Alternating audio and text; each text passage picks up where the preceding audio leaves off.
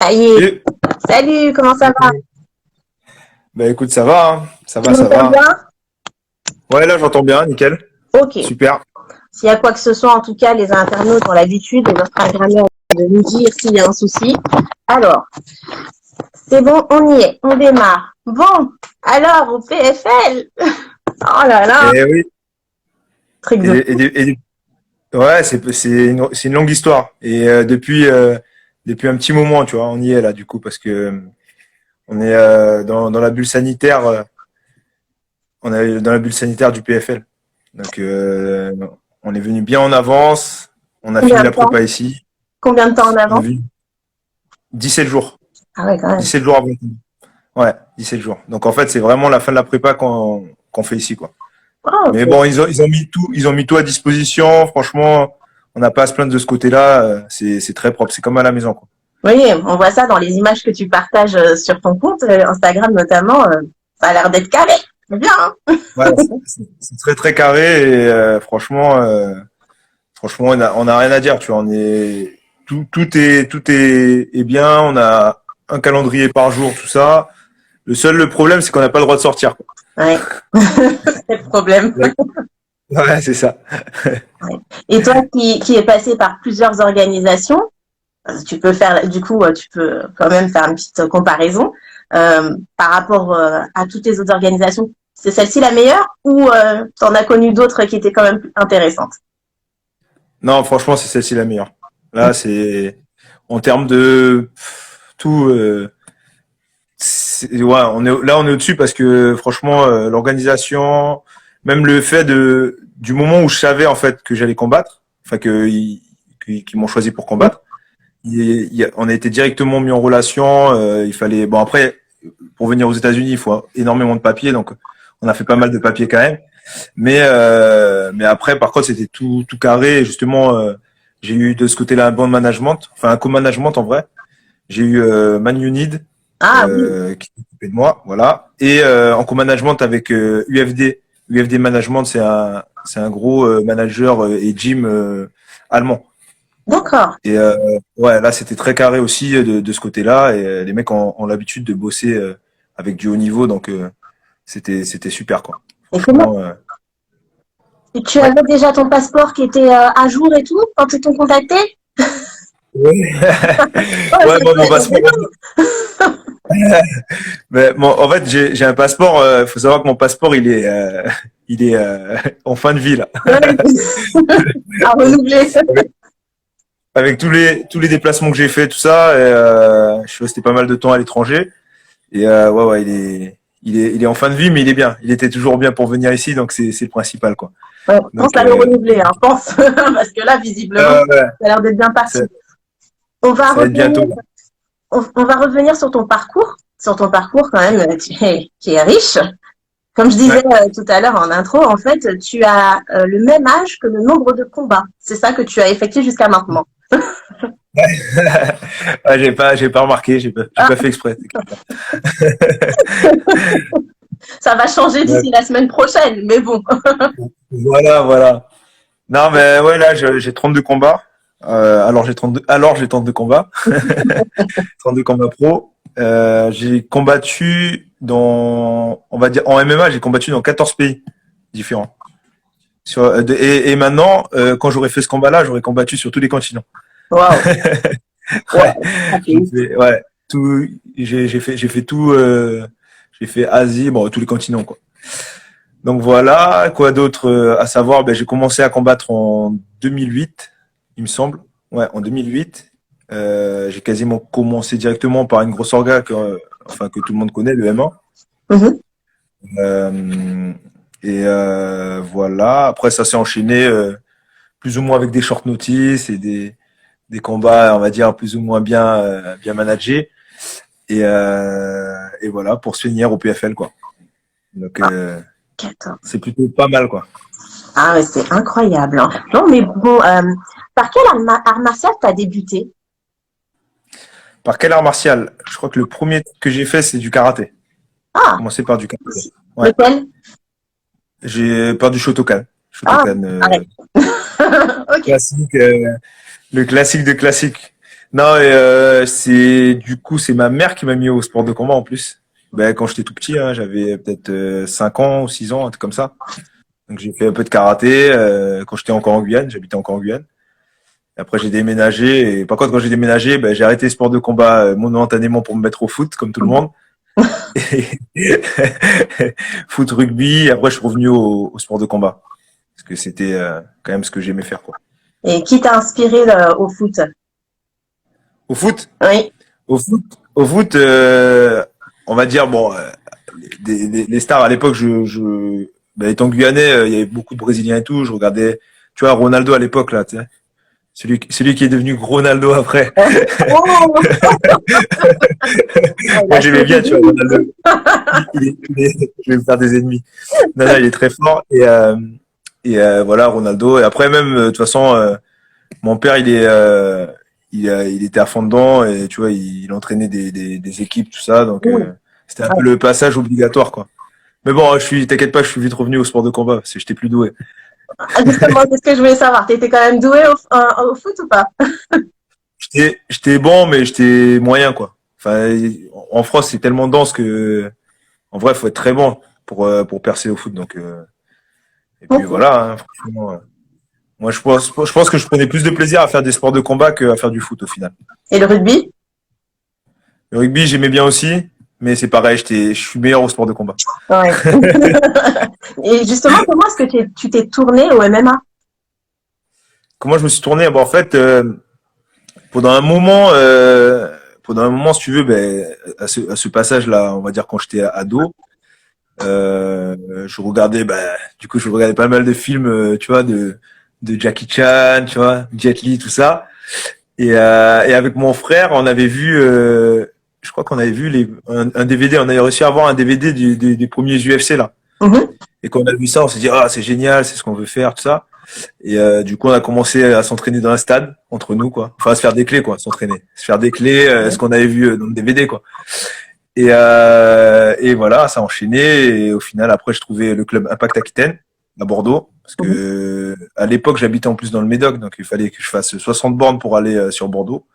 Donc j'ai eu de la chance quand j'étais au lycée. Du coup, j'étais interne et j'allais à Impact. Et après, de plus en plus à Impact et quitte même des fois à sécher quelques cours Oui. pour aller m'entraîner. Ah oui. Donc voilà. Ah, c'était déjà Voilà un la peu le passion. début. Ouais, c'est ça. Franchement, j'ai été directement, on va dire, directement mordu quoi du truc. Et que Et j'ai dès que vu. tu as vu la vidéo, enfin, dès que tu as vu l'UFC 1, 2, etc., quelles émotions sont arrivées? Tu t'es dit, je fais la même chose, j'essaie, ou c'est ce que je vais En faire fait, plus tard? le truc c'est vraiment ça. C'est pour moi, c'était comme dans un film limite. Je voyais les trucs, les mecs qui combattaient dans une cage et tout.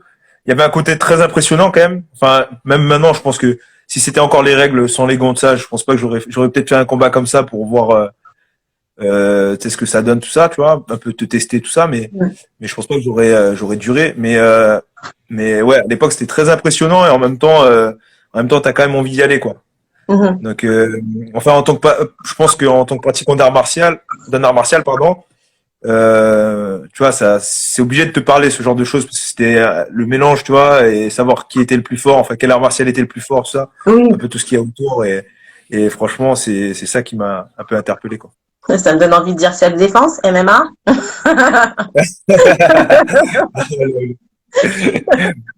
Ah bah écoutez. T'as un avis là-dessus? Sur quoi? Sur La le self-défense, self-défense? oui. T'as le droit Je de sais dire pas, Joker, ne le dis pas. T'as le droit de dire Joker. Non. ah, non, non, moi je me positionne sur ça. Non, le self-défense pour moi, c'est toujours mieux que rien, on va dire. Mais ça dépend aussi comment on l'a appris, pour moi. Parce que faut pas que ça donne une mauvaise confiance. Enfin, ce que j'appelle une mauvaise confiance, c'est quelqu'un qui aurait, on va dire, qui aurait pas en vrai les armes de se défendre, mais qui va avoir une confiance mal placée et qui va vouloir en découdre alors que il faut pas quoi. Vaut mieux éviter l'affrontement. Et c'est comme tout. Hein. Pour moi, c'est plus t'es préparé et mieux tu t'en sortiras. Donc après voilà. Hein. Ok. Donc le self défense, ouais. Entre les deux, quoi. À Pas mal, mitiger. pas mal. Pas mal la réponse. Donc, tu as parlé de Bordeaux. Et comment se porte le MMA à Bordeaux? Bah écoute, le MMA à Bordeaux, là, bon, avec le Covid, c'est un peu pas en stand-by, mais il y a quand même pas mal de clubs. Il y a beaucoup plus de clubs parce que faut savoir que moi, j'ai bougé de Bordeaux il y a 4 ans. C'est ça? 5 ans, 5 ans. Non, 6 ans même, parce que j'ai fait 2 ans à Paris. Mhm. Ça fait 6 ans. Mais avant, on va dire, je revenais un peu. Après, quand j'ai bougé à l'étranger, ben, je suis pas revenu. Et en 6 ans, je trouve que ça a vraiment évolué parce que à l'époque, il y avait de très sérieux. Il y avait peut-être 2 clubs, quoi. Il y avait du coup nous, Impact. Enfin, moi, je faisais partie d'Impact. Et il y avait déjà Verdum à l'époque. Mhm. Il y avait déjà Verdum avec Ismaël Padavia qui tournait bien. Et là, depuis, il y a eu beaucoup plus de clubs, mais il y a beaucoup plus de clubs, quoi. Il y a maintenant, par exemple, moi, je m'entraîne à Impact et à un club qui s'appelle Street Fight Academy. Mhm. Et, en gros, il y a les anciens d'Impact. Enfin, c'est un peu mélangé, quoi. On se mélange. On va dire, c'est pas fermé, tu vois. On va souvent un peu à droite à gauche s'entraîner ensemble pour qu'il y ait une émulsion, en fait. Ok, ok. Et donc du coup, si tu dois animer ou entraîner dans une ville, tu choisirais Bordeaux, la Guyane? Hein? Alors, et là, pour l'instant, on va dire, je vais choisir Bordeaux. Tout simplement parce que je reviens de Guyane en fait. J'ai passé 2 ans en Guyane. Donc et j'avais ouvert ma section là-bas. J'avais ouvert ma section là-bas et ça s'est, on va dire, assez bien passé. En fait, du côté des adhérents, assez bien passé. Mais après, le côté des institutions et le fait qu'il y ait eu le Covid et tout, Mm. ça s'est moins bien passé, tu vois. Donc du coup, comme j'ai redéménagé en France, ben, enfin, c'est tout frais, hein. C'est vraiment là, tout s'est passé en même temps quasiment. J'ai déménagé, j'ai eu le contrat au PFL et j'ai commencé à m'entraîner très sérieusement, me réentraîner très sérieusement pour pouvoir être prêt, quoi. Wow. Ah ouais, effectivement. Comme quoi, parfois tout s'aligne d'un coup. C'est incroyable, hein. Ouais, Et c'est c'est vrai ça, c'est ça. que le PFL, tu es au courant depuis février, quelque chose comme ça? Voilà, c'est ça. Ben, pile au moment, moi, je suis revenu en métropole en février et peut-être 2 semaines après, alors que je recommençais à peine à m'entraîner, tu vois ce que je veux dire? Mhm. J'avais passé quasiment un an, enfin, quasiment un an sans m'entraîner, mais on va dire sérieusement, c'est sûr un an, parce que bon, plein de choses hein, dans ma vie. Pareil, en Guyane, je suis allé aussi aider mes grands-parents, tout ça. Et il y a eu le Covid et j'ai eu aussi ma petite qui est née. Ah J'ai eu une oui, petite qui est née, donc du coup, c'est un peu chamboulé ma vie, on va dire. la vie à Et, la fin. et l'effet après de rentrer et directement me remettre dedans, au final, ça m'a fait quand même du bien. Enfin, parce que même je me suis un peu retrouvé avec déjà ce que je sais faire le mieux à mon avis et et même pour moi tu vois ça m'a reboosté parce que je passais à un moment on va dire de ma vie où justement je recommençais à me poser des questions parce que ça m'est déjà arrivé. Est-ce que je vais continuer, est-ce que je vais continuer à ce niveau-là, est-ce que enfin plein de choses comme ça qui se passent dans nos têtes, je pense à nous les athlètes. Et surtout que là j'ai 32 ans, donc je suis pas vieux mais je suis pas non plus tout jeune, quoi. Mm. Ça Donc va, voilà. ça va, mais c'est vrai que tu penses à la retraite à quel âge? Bah, franchement, maintenant que j'ai repris et que je me sens bien, je pense que c'est pas pour maintenant. C'est pas pour maintenant. Ce serait à mon avis quand vraiment je me sentirais dépassé, tu vois. Là, peut-être je me dirais bon là, peut-être faut que j'arrête et tout. Mais là, ça va, tu vois. Je pense que ça va. On verra bien la semaine prochaine, mais normalement ça va. Oui, alors juste une petite chose, les internautes, n'hésitez pas à poser vos questions, hein, c'est ouvert, c'est là pour ça. Il est là, Jason, et il y répondra. Donc du coup, n'hésitez pas. Hein, je vois qu'on hésite aujourd'hui. D'habitude, on a plus de questions. Hein. C'est pas que moi. Je vous en prie en tout cas. Donc du coup, est-ce que alors, tu es resté combien de temps sans combattre? Je suis resté 2 ans, je crois. Ouais, 2 ans. Mon dernier combat, c'était à l'UAE Warrior et c'était le 19 juillet 2010. Le 19. Ouais, je crois que c'était un truc comme ça. Ouais, c'était en juillet 2019. Ok. Ah ouais, ouais, c'est vrai. Et pendant tout ce temps, ça a cogité dans la tête. T'as pensé à arrêter à un moment? Bah, ouais, en fait, j'ai pensé à passer à autre chose à un moment donné, parce que étant en Guyane, et en fait, on va dire que ça s'est goupillé comme ça. J'ai fait mon combat là-bas, Mon combat, et en plus je l'ai préparé là-bas, hein. Ce combat-là, je l'ai préparé en Guyane et à Belém, parce que du coup j'ai bougé à Belém pour finir ma prépa et avoir du haut niveau. Et après, on va dire qu'il y a eu un petit creux parce que j'attendais justement des retours de l'UAE Warrior pour pouvoir continuer à fighter en fait là-bas, parce que c'est une belle orga. J'aime bien, il m'avait bien très très bien reçu. Et et j'avais signé un contrat d'ailleurs. J'avais signé un contrat. J'étais prêt à repartir. Et là, il y a eu le Covid. Et du coup, ils ont annulé l'event sur lequel je crois que je devais être au main event, je crois. Je crois que je devais être sur cet event-là. Donc, ça aurait été pas mal pour moi, mais du coup, ça s'est pas fait. Et après le Covid a vraiment, enfin, la crise, ça a vraiment paralysé la Guyane parce que faut savoir que nous là-bas, on a eu les 3 mois nationaux comme tout le monde là. Et après, on a eu, ils ont réouvert les frontières. Et quand ils ont réouvert les frontières, ça fait un boom et ils ont reconfiné derrière strict. Et voilà, j'ai eu déjà de base, nous on a eu quasiment 6 mois, tu vois. Oui, Donc c'est après, vrai. le temps de s'y remettre, le temps tout ça, le temps de sortir de la couvade. Et là, voilà, ça nous amène à un an plus tard, quoi. Ouais, c'est vrai que là, ça a été une période un peu difficile. Bon, on a une autre question. Alors, c'est Florent Combaz. Où a été ta meilleure prépa pour un fight? C'est-à-dire dans quel pays? Ou je suppose, ou quel club ou autre. Ouais. Est-ce que tu peux préciser, Florent? Il va préciser. Mais bon, en tout cas, où a été ta meilleure prépa? Euh, En vrai, moi, je pense que, tu sais, enfin, quand on parle de prépa, moi, venant du coup du Sanda, ça, on a une logique. Je pense que le mieux, c'est d'avoir une logique de saison carrément, en fait, parce que au tout départ, en fait, comme à mon avis la plupart des gens, j'avais plus une logique vraiment de préparation. Pour tel combat, on fait telle préparation, tel combat. Après, des fois, on a un moment de creux, on s'éloigne un peu du tout ça. Et après à tel combat, on refait notre préparation entière et tout. Je pense que avec le temps et avec les expériences différentes que j'ai eues, je pense que le mieux quand même, c'est de préparer sur des saisons en fait. Et pour tout ça, pour te dire que en général, là où je me sentais mieux, c'est quand j'étais en Thaïlande en fait, parce que je suis resté très très actif. J'ai combattu quand je combattais pas en MMA, je combattais en Muay Thai. Et voilà, et toujours prêt, toujours affûté. Et là, pour le coup, quand tu prends un short notice ou un combat, on va dire au pied levé en français, t'as aucun souci à monter sur un short notice parce que t'as déjà tes points forts et tu sais que t'as la caisse, que physiquement tu vas être là et c'est bon quoi, c'est parti. Donc, tu Donc, t'arrêtes pour pas. répondre à la question, ouais, non, en fait, pour moi, les moments où j'ai le mieux performé, c'est quand j'étais dans une dynamique comme ça. C'est c'est soit à un moment donné, ben, du coup j'étais en équipe de France de Sanda, donc j'ai alterné les combats de MMA et les combats de Sanda, donc toute une saison remplie, ou soit quand j'étais en Thaïlande, c'était pareil.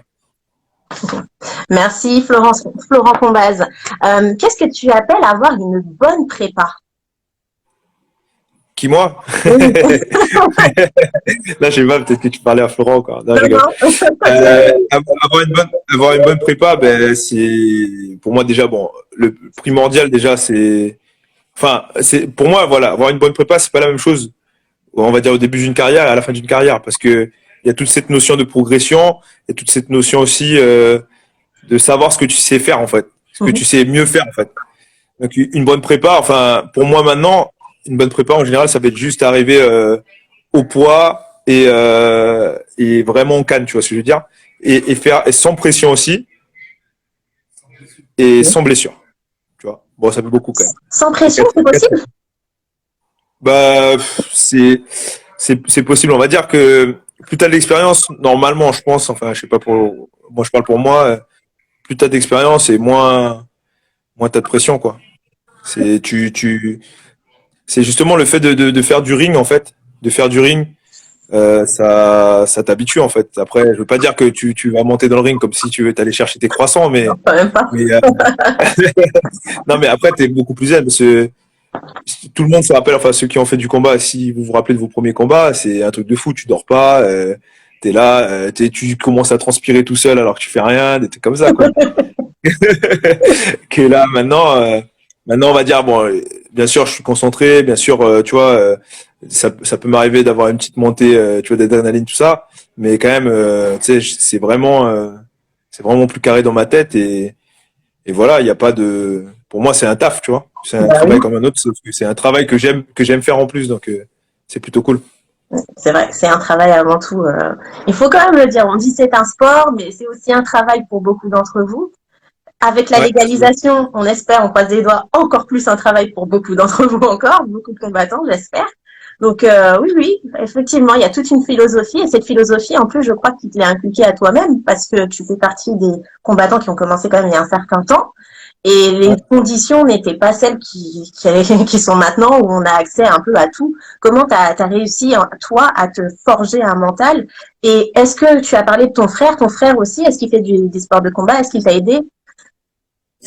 Alors, bon, d'abord, je vais parler de mon frère. Alors ouais, mon frère, ben, il s'est remis au sport de combat. Bon, il est resté en Guyane déjà. Et il s'est remis au sport de combat quand on était ensemble en fait en Guyane. Et d'ailleurs, avec la team à l'époque, bon, à l'époque, c'est il y a pas longtemps, hein, j'avais appelé Jacques Team Guyane, c'est comme les Jaguars. Mhm. Et on était allé au Suriname, tu vois, faire des compètes en fait de kickboxing parce que les mecs sont très bons en kickboxing au Suriname. Il y a énormément de champions qui sortent de là-bas. Vous avez vu Ouais. un type là-bas ou pas? Vous lui avez fait un coucou? Ouais, on l'a vu en plus. On a vu Ah, aussi Donovan, comment il s'appelle là? Celui qui est au Glory. Weissel, non? J'ai oublié comment il s'appelle, mais il y a un mec très fort qui est au Glory aussi. Enfin, ils ont pas mal de mecs solides comme ça. Et du coup, bon, bref, on est allé là-bas et il a fait son premier combat, on va dire, pro en kickboxing là-bas. Bon, il oh, a perdu, mais il faut saluer les c'est le points. jeu. Voilà, il y a C'est toujours le un jeu. gagnant et un perdant. Donc voilà. Et sinon, bah, à part ça, on va dire, il a continué plus ou moins, quoi. Moi, je pense que moi, je suis vraiment tombé dedans, en fait. Quand j'ai commencé, j'ai plus jamais arrêté, en fait. Que lui, il a eu des moments d'arrêt, tout ça, il y a aussi des blessures, mais il y a des moments d'arrêt, tout ça. Ouais, Et d'accord. après, par rapport au mental, la question sur le mental, ben, ah, tout simplement, j'ai envie de dire, c'est en forgeant qu'on devient forgeron, hein. Tu vois ce que je veux dire? C'est vrai. Je pense qu'on met pas assez l'accent sur ça parce que ces temps-ci, il y a beaucoup de gens, déjà, qui veulent rester invaincus et qui, tu vois, par exemple, pour le MMA, c'est particulier parce que comme on a le record, en fait, qui est noté, tu vois, sur Sherdog, sur truc, Oui. c'est vraiment, c'est un, c'est un sport, c'est particulier, tu vois, parce que dans n'importe quel sport, tu regardes la NBA et les trucs, tu vois, on retient le champion, mais on retient pas que peut-être, tu sais, pendant la saison, ils ont perdu deux, trois fois, quoi, tu vois ce que je veux dire? Mm. C'est, euh, c'est sur la longueur. Et en fait, pour moi, il faudrait le sport de combat, on l'appréhende un peu comme ça aussi, tu vois ce que je veux dire? Comme ça, ce serait de faire un maximum de combats et du tapis, en fait, du tapis, peu importe, hein, pour moi, quand je dis combat, en MMA, on a de la chance de pouvoir faire plusieurs choses. Mm. Donc, moi, par exemple, du coup, j'ai fait du sanda pas mal, j'étais en équipe de France et tout. J'ai fait des combats de grappling, j'ai fait aussi un combat d'anglais, j'ai fait des combats de kick, de muay thai, tout ça. Donc, je faisais du tapis, mais pour moi, l'objectif, c'était de travailler pour mon MMA, en fait. Mm. Donc du coup, au final, c'est à force. Enfin, pour moi, c'est ça. Plus tu fais de la compète et moins t'es stressé et plus tu connais. En fait, t'arrives dans une sorte de zone de confort, en fait. Donc voilà. En gros, le mental, pour moi, hein, je sais pas. Peut-être il y en a, c'est un peu plus inné ou c'est peut-être un peu plus aussi, on va dire la vie qu'ils ont menée qui a été un peu plus dure que la normale. Bon, moi aussi, elle n'avait pas été facile ma vie, tout ça, mais bon. Comme la plupart du monde, mais je pense que c'est plus vraiment le côté de prendre ça comme un sport comme les autres qui fait que au final ça va quoi. On n'a pas trop peur et on fait le taf quoi. Ok. On va faire un petit tour au niveau des questions des internautes. Alors, Jade Laurent, un petit coucou, hein. Coucou à tous ceux qui se connectent. Laurent Combaz, quelle a été ta meilleure anecdote en Thaïlande dans les camps que tu as fait? Euh, alors, la meilleure anecdote. Ben, une anecdote, ouais, bah, une anecdote. Ouais, comme je disais, sinon, moi j'ai fait quoi? Je me suis entraîné avec Volkanovski et Petr Yan, là, enfin, les champions, là, les deux champions de l'UFC. Yes. En fait, quand j'ai été là-bas, en gros, j'étais sponsorisé par le Tiger, tu vois, à l'époque, via un très bon ami à moi qui s'appelle Maximilien Courtois, qui avait été avant moi, et qui, d'ailleurs, il fait du grappling, il était en équipe de France de grappling, tout ça, enfin bref, ça c'est la petite parenthèse. Et du coup, il m'avait trouvé un combat là-bas, en fait. Donc j'avais été déjà sponsorisé tout par le Tiger. Et quand je suis arrivé, en fait, c'était limite personne me calculait, en fait. Personne me calculait alors que je représentais leur gym au combat sur place, c'était à Phuket même. Et et au final, ben, les entraîneurs, on va dire qu'ils me calculaient pas trop. Et du coup, grâce à Alex Volkanovski, en fait, j'ai pu préparer bien mon combat parce que lui, il était à l'époque athlète sponsorisé aussi. Et après les cours, limite, il me montrait des trucs de cage et pas mal de choses, en fait. Il m'a pas mal aidé. Donc voilà, ça c'est une anecdote. Après, j'en ai d'autres, mais celle-là, elle est pas mal parce que je pense que s'il avait pas été là, ça aurait été autre chose parce que du coup, j'étais pas non plus le même, comme je disais, j'étais pas le même combattant parce que j'avais beaucoup moins de combats et être tout seul dans un pays, je parlais pas bien anglais et tout, c'était un peu compliqué. C'était chaud, hein, franchement. Et Ouais. en fait, dans tous tes voyages, en fait, il y a eu un moment où tu... Enfin, je me rappelle, tes Vissé, il nous avait raconté également son parcours. Mais quand tu arrivais là-bas, donc il n'y avait pas non plus énormément de budget, en fait. C'était vraiment, c'était la galère, comme on dit, c'est ça. Ouais, ouais. Est-ce que ça Ouais, t'a ouais. donné plus la rage, justement, d'être dans cette situation? Clairement, oui. Ouais, carrément. Parce que bah, j'ai du coup une autre anecdote comme ça. Décidément. Enfin, franchement, On t'en limite prie. avec tous les voyages et toutes les galères et tout que j'ai eu, je pense que ouais, j'ai pas mal de matière. Mais tu parles de ça, de motivation et par rapport au matériel et à l'argent, faut savoir que en général déjà quand tu es en Thaïlande, c'est soit tu as un visa. Enfin, c'est très dur d'avoir un vrai visa. Tu vois ce que je veux dire? Enfin, un visa où tu es là, t'as pas de problème, tout va bien. Donc, du coup, j'avais un visa. Au début, j'avais un visa, comment ça s'appelle? Un visa de tourisme, en fait. J'avais un visa de tourisme. Et en plus, j'ai eu des galères avec ce visa-là. Donc, après, j'ai eu l'overstay. Donc, l'overstay, ça veut dire que tu as un tampon qui dit que j'ai été un mauvais touriste, quoi, que je suis resté trop longtemps sans aller à l'immigration. Enfin, bref, ça aussi, si je commence sur cette histoire, elle va être super longue, mais bon, on va dire voilà, j'avais mon Ouais, tampon d'overstay. Donc, ça veut dire que après, pour avoir le visa pour rester, c'était très compliqué. Donc, du coup, ce que je faisais, c'est comme la plupart des mecs là-bas, les étrangers qui font de la boxe surtout, on fait des visa runs. Donc, en fait, on rentre sur le territoire et tous les mois, on est obligé de sortir, ou tous les 2 mois, du coup, parce que tous les mois, on est obligé de sortir du territoire et rentrer, faire une sortie et une entrée. Et du coup, ça relance le visa, quoi. Comme un peu comme un clandestin, quoi. En fait, j'étais un clandestin, quoi. je vois l'histoire. Ah ouais. Et du coup, j'étais dans une situation comme ça, mais en même temps, j'étais, du coup, à ce moment-là, j'étais sponsorisé par le Fairtex. Mhm. Donc, un gros gym énorme. Il y a du pied-point, mais ils commençaient le MMA. Donc du coup, ils avaient voulu faire une équipe de MMA. Donc du coup, j'avais fait les tryouts et du coup, j'étais pris. Mais faut voir parce que en même temps, je vivais à l'hôtel quand j'étais là-bas. Donc tout était payé, tout ça. Mais en même temps, il fallait que derrière, j'arrive à payer mes voyages à l'extérieur, tout ça. Donc Il fallait sortir tous les mois. Voilà. voilà, il fallait sortir tous les mois. Et au début, c'est marrant. Hein. Au début, c'est des vacances, on va en Malaisie, en truc, tout ça. Mais après, ça commence à être très contraignant, quoi. Est-ce que tu as quand même pu profiter du voyage? On peut dire. T'as vu du Euh, paysage, t'as un peu kiffé quand même, j'espère. Où en Thaïlande? Oui. En Thaïlande, oui et non, parce que au début j'étais à Phuket, donc on va dire que j'allais souvent à la plage, tout ça, c'était cool. Et après, quand j'étais à Pattaya, parce que le Fairtex c'est à Pattaya, un peu moins, tu vois. Un peu moins parce que du coup déjà on avait un contrat et il fallait l'honorer, il fallait s'entraîner 6 jours sur 7, en Ah gros, ouais. faire ouais 6 jours sur 7 et quasiment au moins 2 trainings par jour. Donc et c'était marqué sur le contrat. Donc même si t'es fatigué, en gros, t'es obligé de venir quand même si tu fais une séance, on va dire bidon, mais t'es quand même obligé de venir quoi. Donc c'était un travail aussi. Là c'était vraiment le côté travail quoi. Ça blague pas. Ça blaguait pas du tout là-bas. Ah ouais. Ah ouais. faut savoir que quand on est sponsorisé, c'est pas gratuit, quoi. Enfin, c'est gratuit d'un côté parce qu'on a l'entraînement gratuit.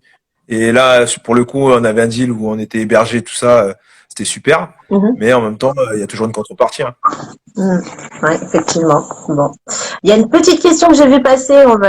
Alors, c'est Acid Jazz.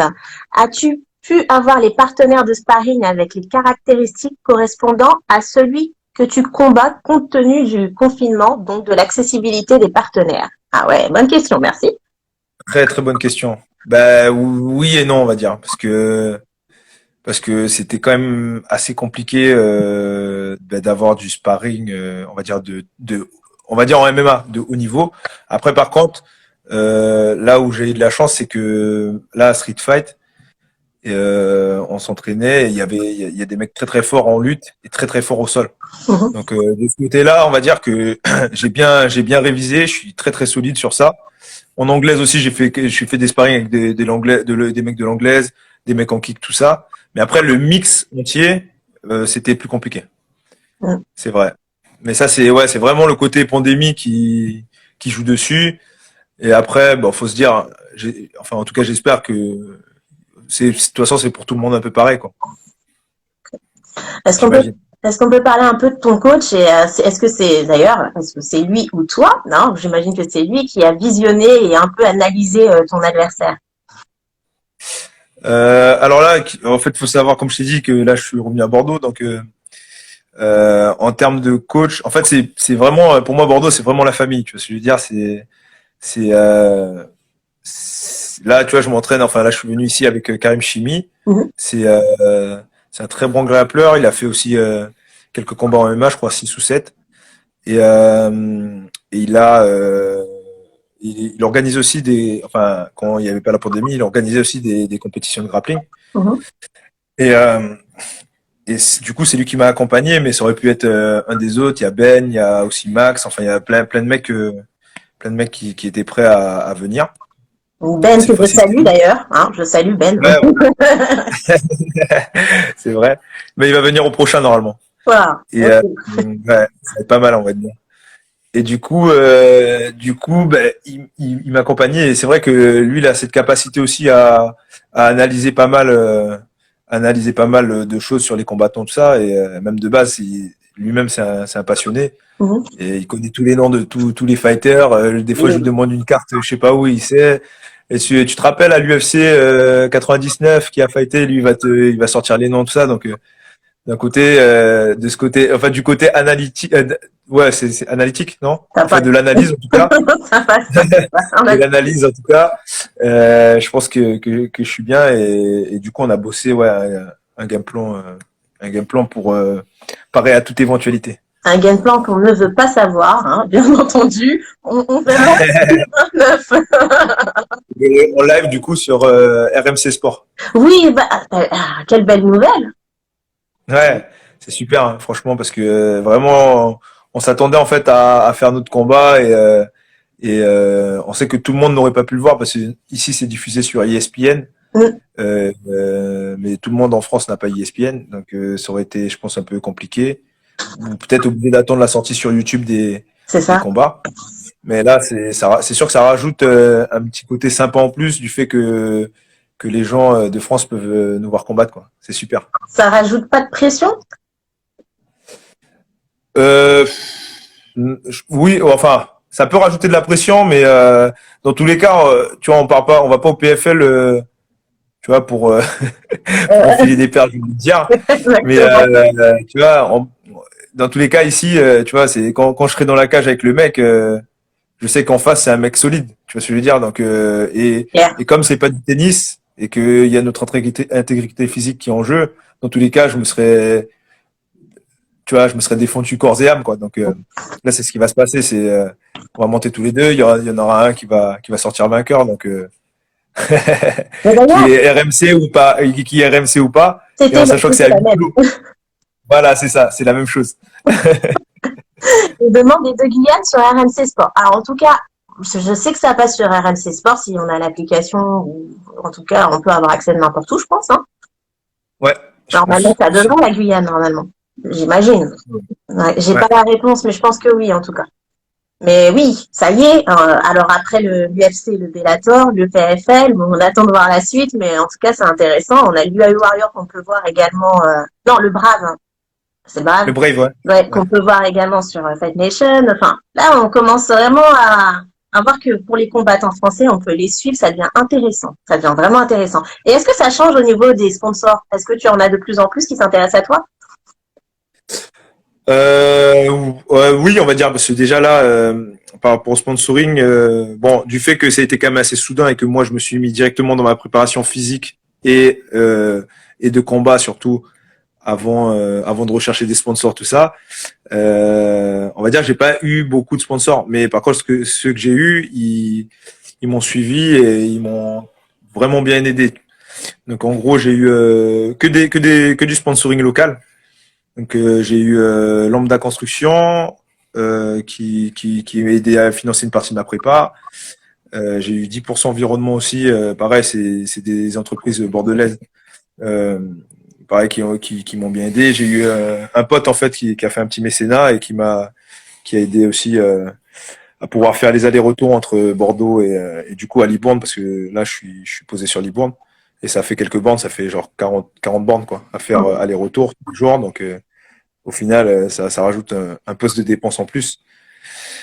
Donc ouais non ils m'ont bien aidé et je pense que le fait justement que ce soit sur RMC ça va certainement aider aussi pour la suite et à chercher de nouveaux sponsors parce que le PFL enfin je sais pas si on prend la mesure en France mais c'est énorme en fait C'est énorme, c'est une grande organisation. Bon, après, c'est vrai que beaucoup ne connaissent pas parce qu'ils sont à fond l'UFC, ils entendent que l'UFC, mais c'est une ouais grande organisation. c'est très très du très très lourd et il y a cette année en plus là dans on va dire dans mon plateau sur mon plateau là parce que du coup je le fais à 77 il y a du très très gros niveau hein. Il y a du très très gros niveau hein. Il y a Rory McDonald il y a comment il s'appelle déjà ah là je perds les noms là bon, c'est pas grave je suis C'est pas mauvais grave, celui qui mais a donné, on sait que c'est un lourd. voilà Non, mais voilà, je suis un peu étonnée quand même parce que bah, merci à tes sponsors déjà de t'accompagner. Hein. ouais. Nous, on remercie en tout cas pour lui parce que c'est important. Mais on va te chercher des sponsors. On va t'en chercher. Oui, oui, bah oui, c'est vrai. C'est vrai. On Bah, va du fait t'en chercher. que, C'est pas possible. Faut que t'en aies encore. bah ouais, mais c'est, tu sais, la réinstallation, tout ça aussi, tu vois, il y a ce côté-là, tu vois, le côté où je viens de revenir, on va dire, dans le game. Mais après, même globalement, je trouve que, enfin, là, je sais pas comment ça va être avec l'ouverture, tout ça, enfin, le fait que ça passe de plus en plus à la télé et tout. J'espère que ça va aller dans le meilleur sens. Mais pendant longtemps, c'était assez dur hein, de trouver des sponsors qui Ouais. pouvaient financer, parce que c'était facile de trouver un mec qui va te lâcher un t-shirt, tout ça. Oui, ça, Oui, c'est sûr, c'est toujours bien, mais au final, le combattant, quand tu as une vraie préparation à faire de ça, c'est pas de t-shirt dont tu as besoin, tu vois. C'est là, je parle au nom de tous les combattants. oui, Non, quand on est en prépa, un t-shirt c'est bien, mais au final, on a besoin de soutien financier ou de soutien logistique. Ça oui, mais pas. Enfin, un t-shirt c'est limite plus de la pub pour le mec gratuitement, quoi, en oui, fait. complètement. Donc, Oui. Ouais. Ah, j'ai vu un message passer à ZEF973, ah, c'est facile, 973 Kai, que j'ai vu d'ailleurs plein de petits messages qui a dit également qu'ils allaient suivre sur RMC.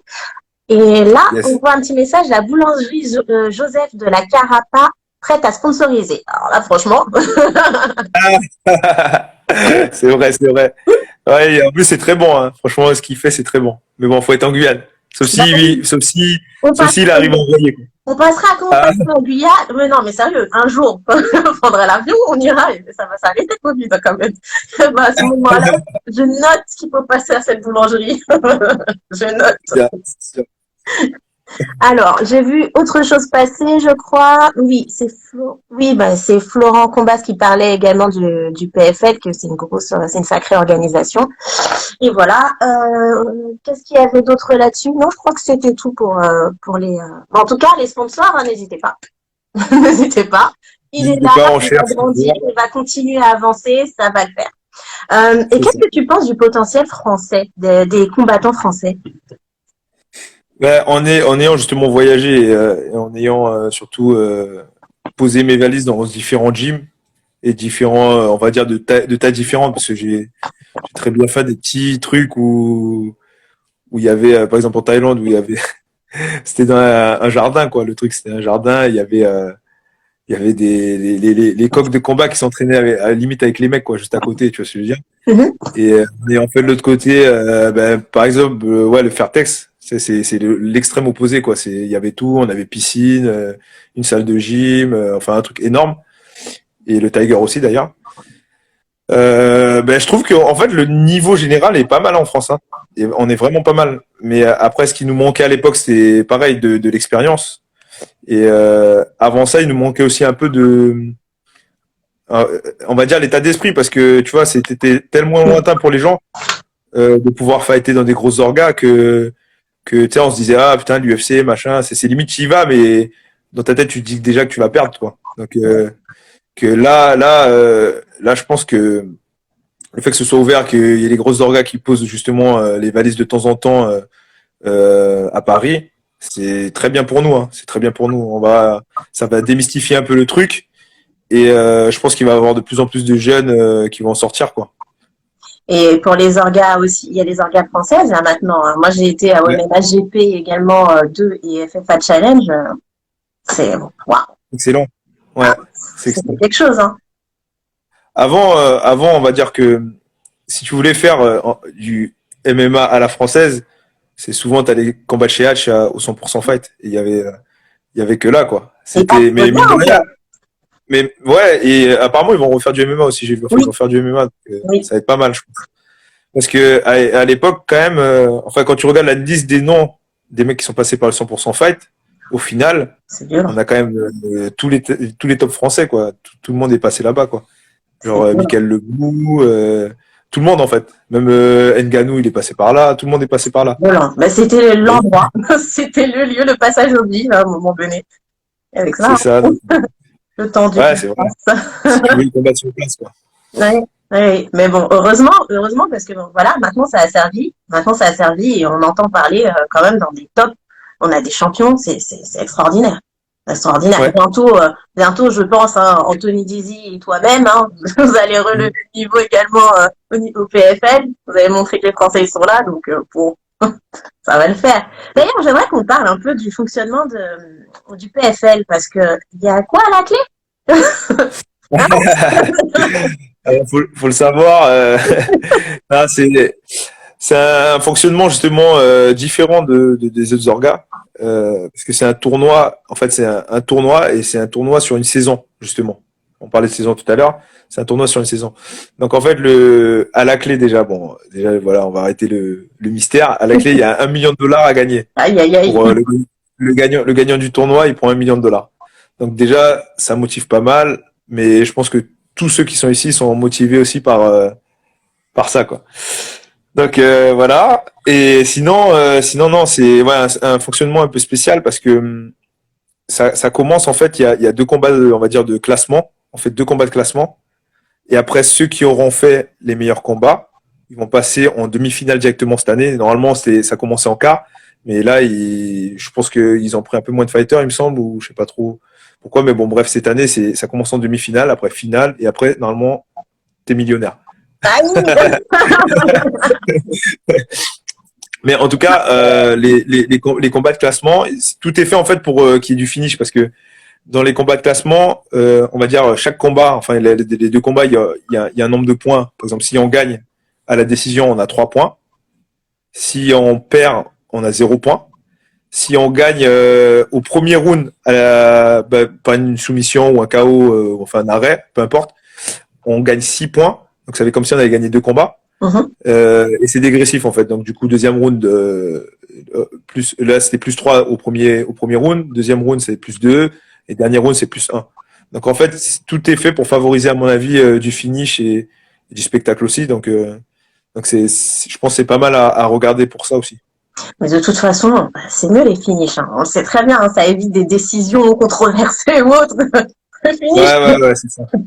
Ah ouais. Finish, au moins, il n'y a pas de question, quoi. Ouais. Il y a pas de... On Ouais, est c'est plus vrai. tranquille dans sa tête, en tout cas. J'ai vu quelque Exactement. chose passer 20. Alors, c'est Dex 51 qui dit 20 à 30% reversés aux US aussi. Ah. dans le million. Ça Exactement. pique, hein. Exactement. Et oui, c'est ça en fait le truc, c'est que ça on le sait pas, mais quand on combat sur le sol américain, c'est bon comme en France, hein, il faut payer les taxes. Il Oh. faut payer les taxes et les taxes sont assez élevées. Et je l'ai appris justement là, il y a pas très longtemps, genre hier. Ah. Bon, millionnaire, presque millionnaire. Bon, c'est pas grave. Presque millionnaire. Plus que Ouais, c'est ça, parce que après quand c'est vrai que ça aussi pareil, on n'y pense pas, mais quand on enlève tout, le management, tout ce que tu as mis aussi dans la prépa, tout ça, machin, au final, franchement, une petite prime de combat, tu t'y retrouves pas en fait. Il faut quelque chose de conséquent, quoi. on a alors, je crois que c'est Criminel qui disait exactement plus le management. Également, Beer qui disait le système de points est plutôt bien fait, ça amène plus de combativité. Exact. Et qui dit, Beer il est marrant, 700 000 c'est toujours bien. C'est dollars aussi, C'est hein, c'est pas euros. Hein. c'est des dollars, donc après quand on fait la conversion, ça baisse. Ouais. Après, Ah, ça quand craque. on Non, enlève tout ce qu'on a payé autour, par hein, contre, t'as 10 millions, reste là-dessus. Millionnaire. C'est vrai que le management, comment il se rémunère en fait? en général, enfin, je sais pas pour les autres, mais moi, en tout cas, c'est au pourcentage, en fait. Au D'accord. pourcentage de ce que tu gagnes, suivant ce qu'ils t'ont négocié de ça. Ils te mettent un pourcentage et toi, tu signes ou pas, quoi. Si t'es pas d'accord, tu peux toujours essayer de renégocier. Mais en gros, c'est au pourcentage de ce que tu fais. Donc, les managers, ils ont plutôt intérêt que je prenne 1 million plutôt que je me fasse sortir au début. Ouais. Et c'est difficile de trouver son management, c'est difficile. En France, je pense qu'il commence à avoir pas mal de gens qui ont des contacts. Au début, c'était très difficile, hein. Franchement, j'ai t'avoué que même moi, du coup, il y a des fois, il y a pas mal de combats que j'ai trouvé moi-même. Mhm. Que c'est bien, on va dire, c'est bien du côté, du coup, je lâche pas de pourcentage de ma prime, mais c'est pas bien du côté où c'est moi qui dois tout faire. Donc ça, c'est un point en plus, hein, mine de rien, quand tu dois penser à tous les trucs, les papiers, les machins, quand tu as un bon management et que les gens te suivent derrière pour tout ce qui est visa et tout, parce que là, par exemple, tout seul, je sais pas si j'aurais réussi. Parce que vraiment, c'est très très difficile, étant donné la pandémie, tout ça, c'est très très difficile de rentrer sur le territoire américain. Donc là, ça s'est plutôt bien passé aussi grâce à ça, quoi, grâce au management. Ok, ok, bon, très bien. C'est un soutien en tout cas. Alors, j'ai vu il y avait un débat sur la chocolatine, hein, donc je le notifie quand même. Hein. Il y a eu un bon débat là-dessus, c'était pas mal, mais bon, je pouvais pas rebondir. Également, sûrement des primes. Ah oui, c'est BR51 qui dit D51, pardon. Sûrement des primes en fonction du chaos ou soumission de la soirée, je pense. Oui, ils sont du coup sur le pourcentage du management.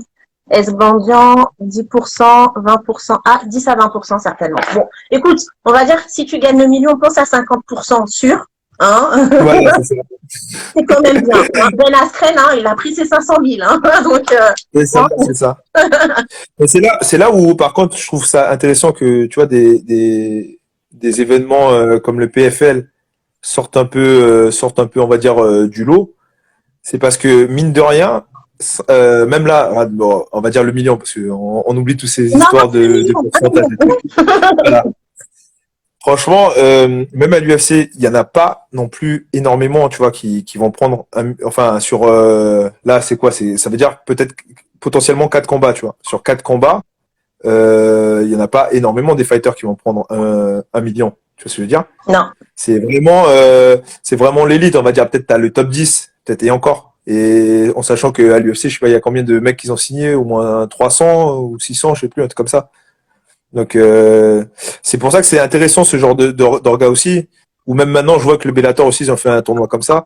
Et que bah, dernièrement, c'était qui? C'était Corey Anderson. Là, il a même déclaré que il a été mieux payé. Il a été mieux payé là en 2 combats au Bellator qu'en 15 combats, 15 combats à oui, l'UFC, quoi. oui, oui, c'est ce qu'il a dit. Bah, de toute façon, on sait que le Bellator paye mieux, mais après, voilà, le Ouais. UFC fait rêver bon nombre de combattants. Bah, après, ouais, il y a Et le truc, c'est que l'exposition. l'UFC, c'est ouais, c'est l'exposition, c'est les meilleurs mondiaux. voilà, il y a ce côté-là. Mais c'est vrai que après, on va dire c'est des ligues majeures aussi, mais tout ce qu'il y a autour, ça peut être aussi intéressant. Ça peut être des choix de carrière intéressants. Parce que, je sais pas, après les autres en Europe, je sais qu'en Europe, enfin, en Europe de l'Ouest, ça paye plutôt mal. Enfin, pour moi, de ce que je sais. Mhm. Euh, Après, par contre, je pense qu'au KSW ou dans des trucs comme ça, dans des orgas très très suivis, je pense que ça doit pas mal payer. Donc après, ça peut être aussi voilà des choix de carrière et jusqu'à peut-être pourquoi pas quand t'es vraiment très bon, ben, finir à l'UFC et essayer de tout cartonner aussi à l'UFC. Oui, Et, il faut être dans le et top. voilà. Il faut être dans le top, C'est ça ça. c'est Faut être dans le certain. club parce que sinon, j'en ai vu des mecs qui ont combattu à l'UFC, même quand justement j'étais là-bas et tout. J'ai un pote canadien et tout, il combat et tout, mais c'est pas enfin ce qui touche lui, comme il est pas dans le top 20 là, il touche pas grand-chose non plus quoi. Ouais. Ah, c'est chaud, hein. C'est chaud. C'est un choix de carrière effectivement qu'il faut faire. Mais je sais qu'il y en a beaucoup. Ils vont mettre faire une croix sur l'argent même s'ils en ont besoin parce que l'UFC c'est trop un rêve. C'est trop un rêve. Ouais, c'est vrai, c'est vrai. Alors, j'ai vu une question passer. Acid Jazz, est-ce que tu as regardé les dernières vidéos de combat de ton adversaire? Tu le qualifierais plutôt comme grappleur ou striker? Oui, j'ai regardé ces dernières vidéos et je le qualifie, on va dire. En fait, c'est un peu un style de, on va dire en moins bon, un genre de Michael Chandler, tu vois. Ce que je veux dire, c'est un mec qui frappe fort, il met quasi que des crochets, tu vois. Donc il met des KO quand même, il met pas mal de KO et tout. Mais par contre, il a une lutte solide en attaque, quoi, en top control. Après, en défense, je sais pas, sur les vidéos qu'il y a, il se fait pas trop amener au sol, je crois. Mais bon, c'est parce que il les met un peu en déroute, à mon avis aussi. Mhm. Et j'ai envie de dire que c'est un striker, mais en même temps un lutteur, quoi. Donc de ce côté-là, il est assez complet. Mais bon, je pense qu'après, moi, dans mon panel technique, j'ai beaucoup plus de technique que lui, quoi. Que lui, euh, que lui, il faut se méfier de la patate, quoi. Après, moi, j'ai plus d'armes, quoi. Donc c'est voilà pour répondre à la question. Il a une ceinture, je crois. Ouais, ben, c'est le champion sortant en fait. C'est le champion sortant du PFL. Donc c'est d'autant plus intéressant pour moi parce que du coup je me confronte direct au meilleur niveau et c'est mieux. Comme ça on verra directement. Bah oui, c'est clair. Mais Et il y a l'expérience, il y a l'envie, la ben rage. oui, Hein, on y croit. bah oui c'est ça.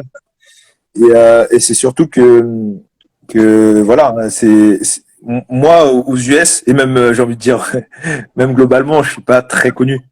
Tu vois ce que je veux dire? Que là, lui, il a une hype de fou. Ici, la dernière fois, on allume la télé, il passe à la télé, tout ça, quoi. Donc, Oh, il y a ce côté-là, en fait, où, quand même, tu vois, il y a moyen de lui voler sa hype. Tu vois oui, ce que je veux il y dire? a un vrai truc Genre à jouer là. de venir, voilà, c'est ça. C'est quand tu regardes sur le papier, bien sûr, je suis inconnu, bien sûr, je vais être comment tu dis, underdog en français, j'ai oublié. Comment on dit? Toujours maintenant, il parle plus français. Non, non, mais je sais pas, j'entends que ça, mais Ah, je rigole. pas le favori en gros, tu vois Ouais. Alicia Keys, underdog. Je connais. Donc du coup, je suis tout ça sur le papier, mais après, faut pas oublier que c'est plus dangereux pour lui hein, quand même de me prendre, Ouais, parce que parce que moi j'ai déjà des défaites, parce que moi j'ai déjà voilà, je suis quand même, je pense, enfin potentiellement je peux le mettre KO, tu vois ce que je veux dire. C'est et s'il prend un KO devant tous ces gars, tout le monde, tout ça, je peux vraiment lui prendre sa hype et surfer en fait sur sa hype à lui, quoi. ouais, ça peut être Donc, hyper intéressant. Je n'y avais pas pensé. Pas mal. c'est Ouais, même très intéressant pour moi. c'est le moment Je même, pense j'ai envie de dire. Oui. C'est pour ça que pour moi, moi je trouve que c'est un bon tirage parce que même si c'est très dur, voilà, c'est super dur tout ça. Je préfère tomber contre lui parce que c'est le champion sortant que contre, je sais pas moi, un autre mec, euh, par exemple le Dagestanais, tu vois, qui est pas si connu que ça, mais le mec est très fort quoi. Et au final, tu vois, ce que je veux dire, si je me fais sortir là. Euh, et que j'ai réussi quand même à montrer des trucs contre le champion, les gens vont regarder, quoi. Tu vois ce que je veux dire? Mhm. Ouais. Même si mon but, c'est de le sortir, comme lui. Donc ta place de challenger est pas mal. Ok, pas Voilà. de problème. Alors du coup, on va passer au pronostic. Les veilles de combat, j'aime beaucoup les pronostics. Bon, j'ai bien un pronostic sur toi, mais je Ouais. dis pas. Superstition, on laisse. Merci à Ouais, Cédric, mais je dis pas. Euh, Est-ce que bah l'UFC du coup, tu vas regarder, obligé. c'est sûr. Obligé. Alors, qu'est-ce que tu vois? Qu'est-ce que tu vois? Whaley ou Rose? Franchement, j'aime bien Rose, mais je pense Whaley. Ok. Plus solide de ce que j'ai vu là dernièrement, plus dangereuse en fait. Plus dangereuse et une technique de défense de fou et surtout un striking high level quoi. Donc du coup, je mettrais Whaley. Décision, premier round, deuxième round? Moi, je pense quand même il y a moyen qu'il y ait une finalisation. Hein. Je pense peut-être tard, enfin 2 ou 3, mais je pense une finalisation, genre un TKO, un arrêt de l'arbitre, un truc comme ça. Ok, ok. Moi, j'aime bien les deux. Là, franchement, je vais être partagée, moi. Ça va être horrible. Euh, Valentina, je vais pas y arriver. Valentina ou Jessica? Valentina, je mets. Je mets Valentina parce que à mon avis au-dessus quoi. Ok, ok. Elle aussi, finalisation ou décision? Ouais, je pense finalisation aussi. Hein. Voilà, je pense finalisation parce que les styles en plus, je trouve que ça match bien pour Valentina, tu vois. Mm. Ok, Finalisation, ouais. d'accord. Pareil, peut-être pas au début, mais deuxième round comme ça quoi. Ok. Kamaru, Ousmane ou Georges Masvidal? Alors moi j'aime bien Masvidal tu vois, parce que voilà il fait un peu le anti-héros de l'UFC parce que bah, c'est sa façon aussi de marketer à mon avis. Mm. Et Ah, il travaille bien pour ça. ouais, c'est ça.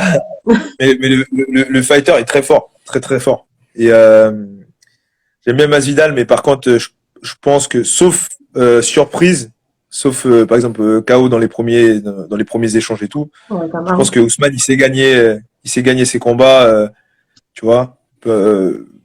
Il va réussir à le coller à un moment donné, il va réussir à l'amener au sol, je pense, à un moment donné, et il va savoir tuer un peu le combat, quoi.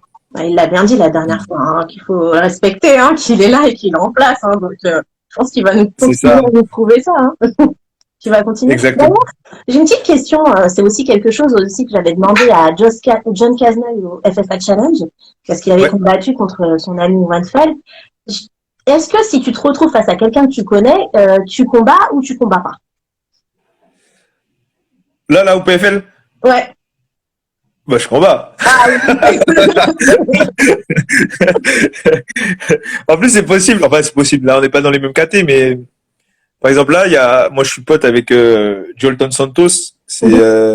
Il combat à 70 cette année, alors que le mec est énorme. Enfin, il devrait être à 77 et moi à 70. Enfin, bref. Parce que lui, j'ai déjà combattu en plus. J'ai déjà combattu à la CB. Et je sais que, voilà, bon, là, c'est un pote et tout, mais bon, si jamais, au bout, il y a 1 million quand même, tu vois ce que je veux dire? Ça change une vie, Exactement. hein. Enfin, du coup, avec les taxes, il y a 500 000, mais Oui. 500 000, ça change une vie. Ah, complètement. Ouais. Ouais, donc oui, tu acceptes sans problème. Et Ah, tu là, seras à 100%, le mental, comment? tu seras à 100% quoi, pour le combat. Sur, sur, sur un tournoi comme ça, Oui. je dirais oui. Si c'est un truc genre, bon, je vais pas donner de nom d'organisation, mais si c'est un truc ailleurs et où c'est voilà, concrètement, ça va pas changer nos vies, ouais, je vais essayer d'éviter quand même, tu vois. Mais Mm. mais après, sur un truc comme ça, même pour mon pote, je lui dirais, vas-y, bah, si on n'a pas le choix, on combat et le meilleur il gagne, il passe. Tu vois ce que je veux dire? Parce que même pour lui, s'il peut attraper 1 million, c'est bien. Ok, pas de problème. Bon, ben, on va passer au petit jeu. Hein. Je regarde s'il n'y a pas d'autres questions qui traînent. Si tu gagnes, est-ce que tu prends la ceinture jusqu'au prochain combat pour le tournoi au Bellator? C'est Acid Jazz. Au Bellator, non, parce que du coup, je serai au PFL et j'ai un contrat d'exclusivité. Ah non, j'ai Yeah. pas, enfin, oui. Peut-être on Attention, peut faut me pas voir tout dire. voilà. J'ai un contrat avec le PFL, en tout cas. Et du coup, non, pas au Bellator. Mais en tout cas, si je gagne, ouais, je prends la ceinture et oui, je la remets en jeu l'année d'après, sur la saison prochaine. Ok, ok. Bon, on va passer au petit jeu. Ouais, Alors, est-ce que tu peux me citer 3 noms de combattants que tu ouais, considères comme étant The GOAT? J'en laisse 3 noms quand même, hein, parce que sinon c'est dur tout un seul. ouais, c'est clair. Ah, putain. Alors, 3 que je considère, donc, du coup, les meilleurs, quoi. Mm. Bon, déjà, parce qu'il l'a prouvé quand même, même si pareil, c'est un peu de controverse et tout. Mhm. Moi, je trouve que John Jones, déjà, parce que personne l'a battu, même s'il y a eu des suspicions de dopage, tout ça, mais bon, à un moment donné, je pense que J'en ai la c'est bonne. pas tout le monde. Oui. Voilà. Tu vois ce que je veux dire, lui au moins il a continué à gagner après USADA. Donc John Jones, euh, franchement techniquement tu vois, jusqu'à pas longtemps j'aurais mis Demetrius Johnson parce Ah, que il a pour fait le moi il est choix trop dernièrement. fort. Ouais, mais quand même ce qu'il montre c'est magnifique. Il sait tout faire. Il sait tout faire. Mais bah après il a perdu donc je sais pas si on peut le mettre dedans Bon, bah, si, mais on gagne, on perd, hein, c'est. bah ouais, c'est ça. Après, je sais comment c'est aussi, tu vois, tu sais, c'est très ingrat, en fait, tu vois, Oui, surtout le côté spectateur de MMA, c'est très, très ingrat. Un jour, t'es un champion et le lendemain, t'es personne, quoi. c'est ça. C'est horrible, hein. Ouais, c'est vrai, hein. Et donc, non, mais je mettrais, voilà, John Jones, Demetrius Johnson, et après, bah, j'ai envie de mettre Georges Saint-Pierre, quand même, parce Oui. que, mine de rien, pour son parcours et tout ce qu'il a fait, mine de rien, même là, en battant Bisping, tout ça, à la fin, c'était très fort. Ça, c'est vrai. Très, Et très on fort. a vu quelqu'un qui a noté Khabib. Et Khabib, ouais. Ouais, Ah, ça fait Khabib, quatre, mais là. ça fait 4. Ça fait 4, ouais. Et pour les combattantes, alors, est-ce que tu as des noms de combattantes que tu considères comme The GOAT? Pour les combattantes, ouais, moi bah, Shevchenko, je trouve elle est très forte, hein. Ouais, elle est pas Franchement, mal. c'est très forte. Elle va être dure à sortir. Après, qui est-ce qui m'a impressionné en combattante? Bon, je dis pas mes potes et tout, je vais pas mettre mes potes. Tant pis, Ça, hein. ça sert à C'est rien. pas grave, ça leur fait de la pub. Ouais, c'est ça. Ça sert à rien. Non, après, ouais, euh, ouais. Franchement, pour moi, Shevchenko, déjà, du moment, en tout cas, c'est la meilleure, quoi. Amanda Ouais. Nunes. Ouais, Nunes aussi, ouais, c'est vrai. Non, Nunes, ouais, quand même. Ah, bah, Ouais, ça, ouais, c'est Florent vrai. aussi a mis ça. Ouais, Amanda Nunes, ouais. Ah ouais, c'est très solide. C'est très, très solide. On a un troisième nom. En Un plus, t'as troisième voyagé, nom. t'as énormément voyagé, t'en as rencontré. Ah ouais, bah après, si je veux de la pub, mais, euh... moi, tu vois qui c'est, Stamp Fairtex? C'est une taille, là, qui est avec Combo One. J'avoue que ça, c'est la partie que je suis en train de découvrir. Ouais. J'avoue, je suis One en et train de tout. découvrir. J'ai pas Et, encore bien retenu, mais ouais. elle m'a personnellement impressionné parce que du coup, je m'entraînais avec elle tous les jours et elle est dure, quoi. Elle est très, très dure enfin, c'est moche de dire ça, mais j'allais dire pour une fille, je la trouve très, très dure. Et c'est surtout qu'à l'époque, quand elle est rentrée au One, à un moment donné, elle avait 3 ceintures. Elle avait 3 ceintures du One, une en Muay Thai, une en kickboxing et non, elle en avait que 2 d'ailleurs. D'accord. 2 ceintures. Donc Muay Thai, kickboxing, elle avait pas encore celle du MMA, tu vois. Et du coup, par contre, elle a perdu les deux, quoi, entre temps. Donc c'est pour ça que je l'ai pas mis Ah, mais dans le bon, truc. c'est pas grave, ça permet de découvrir et de faire des recherches, hein, donc c'est cool. C'est vrai, bah, le One, pour tout ce qui est pied-point, pour moi, C'est c'est le bon, meilleur niveau. c'est bon, c'est bon, c'est bon. Ouais. Ça y est, je l'ai situé. Le temps que ça monte au cerveau des fois. Ah Si, oui, si, oui. si, je vois très bien. Si, si, parce que loin, je suis, donc ouais. Ok, Ouais. ça y est. Aussi, on passe au quiz. Alors, tu vas me dire ce que tu préfères. Donc, tu préfères le Pride ou l'UFC? Moi, je suis nostalgique du Pride. Ah ouais, ah ouais. Donc, je préfère le Pride. Ouais. Même si des fois, il y avait des combats pas très dynamiques, tout ça. Mais après, l'état d'esprit, je trouve, c'était beaucoup mieux, quoi. Enfin, pour moi, ça, c'est mon avis à moi, quoi. Quand tu vois les cartes qu'ils avaient arrivé à sortir, il y avait Fedor à son apogée, il y avait Vanderlei, tout ça. Enfin, c'était énorme, quoi. Mirko Krokop et tout, quand ils ont fait les open weight, tout ça. Enfin, tous ces trucs-là, j'ai suivi très assidûment, quoi. Et Euh, les règles aussi qui étaient différentes. oui, aussi, aussi. Et le bonheur d'estompe aussi, mais bon, bah, Des super kicks. J'ai combattu 2 fois avec ces règles-là. alors c'est Bah, j'ai de la comment? chance, j'ai gagné, donc ça va. Ah, C'est moi qui lui ai donné les coups de pied, donc ça va. ah, c'est mieux. Donc, tu es plutôt Fly Knees à la Georges Masvidal ou Fulgure au point à la Francis Ngannou? Plus flying knee, parce que tout simplement parce que Francis, à mon avis, enfin, pareil, je me suis entraîné avec lui, il frappe comme une brute. Mais quand je te dis comme une brute, c'est un truc de fou, tu vois. C'est génétique, je pense, tu vois. Et ça, tu l'as ou tu l'as pas. Ah, ça Donc se travaille pas. un genou, tu vois, si tout le monde a un genou et Hmm. si tu avec la vitesse, ça cartonne toujours. Mais tout le monde n'a pas la puissance de Francis, c'est ça. C'est ça, ouais, c'est Ouais. ça. Ok. Alors, Sunshine ou Raymond Bakers? Moi, Sunshine, Pourquoi? parce que je préfère, c'est plus, tu vois, c'est la technique à l'état pur, quoi. Et l'instinct de combat, il a je sais pas combien de combats en plus, c'est énorme. Il arrive à, il a un style de combat en plus qui fait que lui, il peut durer longtemps, tu vois ce que je veux dire? Il peut durer longtemps parce qu'il prend pas beaucoup de coups. Tu vois, Mhm. il fait son truc.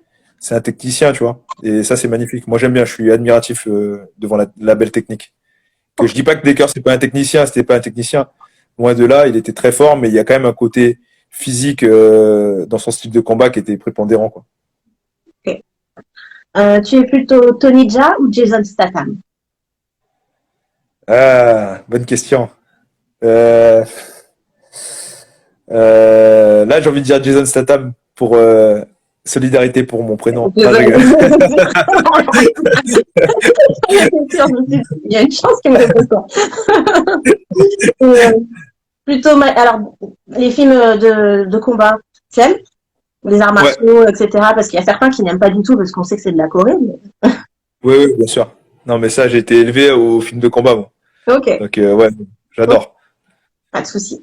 Alors, plutôt Madison Square Garden ou Accor Arena La Défense? Bonne question, hein, bonne question. Mais franchement, bon, ça va être très chauvin, mais je vais dire Accor Arena. Ah bah ouais, obligé. On fait Parce des que, appels du club, tu vois, Madison Square Garden, pour moi, ça veut dire, ouais, les États-Unis, tout ça, machin, mais franchement, combattre à la maison, pour moi, c'est au-dessus, quoi.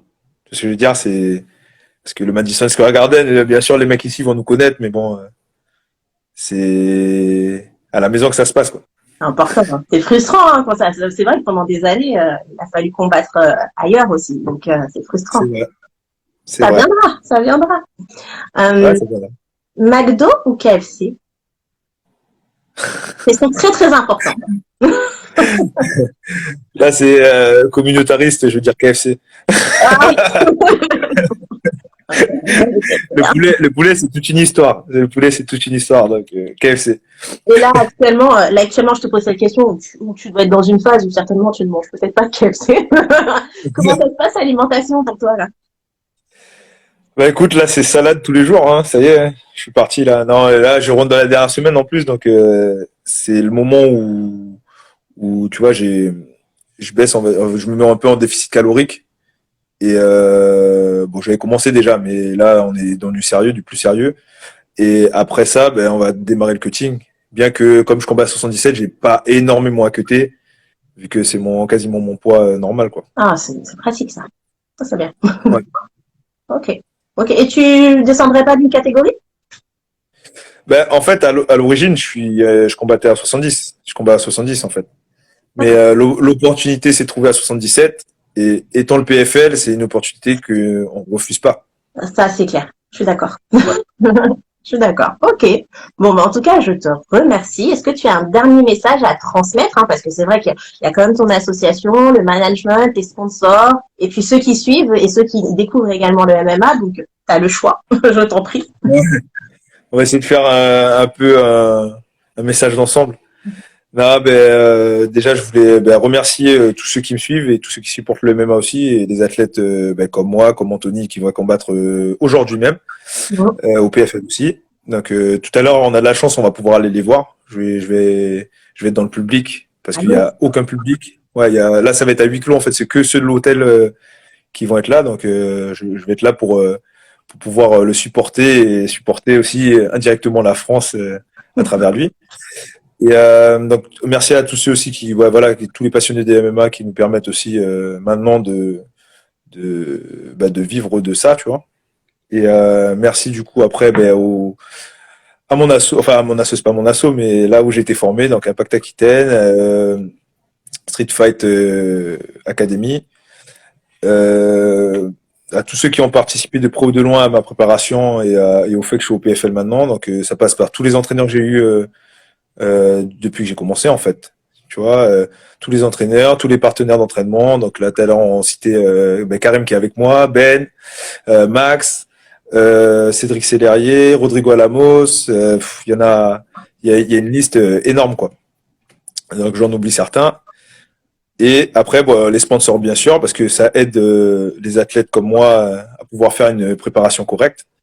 Donc merci aux sponsors. Donc là qui m'ont suivi pour cette aventure. Donc Lambda Construction et 10% Environnement et Hassan Hamza avec son petit mécénat. Et voilà. Et après, un dernier petit merci à ma famille et donc du coup à ma femme et à ma petite fille que j'ai laissée en France, qui attendent mon retour avec impatience, avec $1 million. Yes. Avec le million. Bon, en tout cas, je pense que bon, la France est derrière toi, on te soutient tous et puis déchire tout. On n'attend que ça. On attend que ça, déchire tout, force, force et puis le million. Ben, merci. On en parle après, hein, le million, quand il y a le million. On en parle. Ouais. Il y aura un petit pourcentage au moins encore qui va partir pour la Mastery France. On sait jamais. Non, on peut en profiter, moi je rigole. Merci beaucoup pour ta disponibilité. Merci à toi et merci à vous de suivre MM Mastery France.